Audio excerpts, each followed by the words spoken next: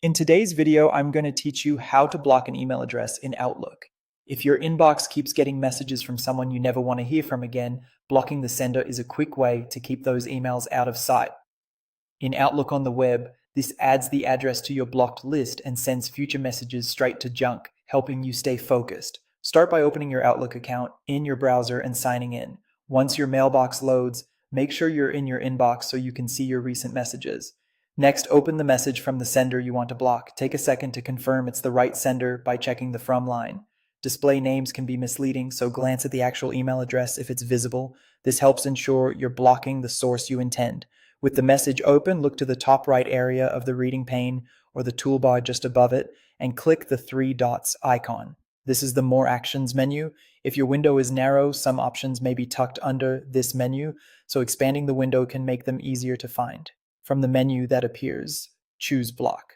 Outlook may show it prominently, sometimes grouped near other security-related options. Selecting Block tells Outlook you no longer want to receive mail from this address. A small confirmation will appear showing the sender's address and the action you're about to take, typically labeled Block followed by the sender. Click that option to proceed. To finish, confirm by clicking OK. Outlook will immediately apply the block, and the selected message will be moved out of your inbox. Going forward, emails from this address will be routed to your junk folder automatically, so you won't have to deal with them in your main view. A few quick notes to keep in mind.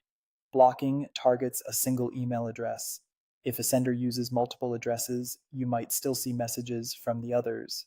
If you clicked block by mistake, don't worry. You can reverse it later in your settings. And when something looks suspicious, avoid clicking links or downloading attachments. Blocking helps reduce risk by keeping those messages away from your inbox. That's all there is to it. You opened the message, found the three dots menu, selected block, confirmed the specific sender, and clicked OK. Your Outlook is now set to keep future mail from that address out of your way.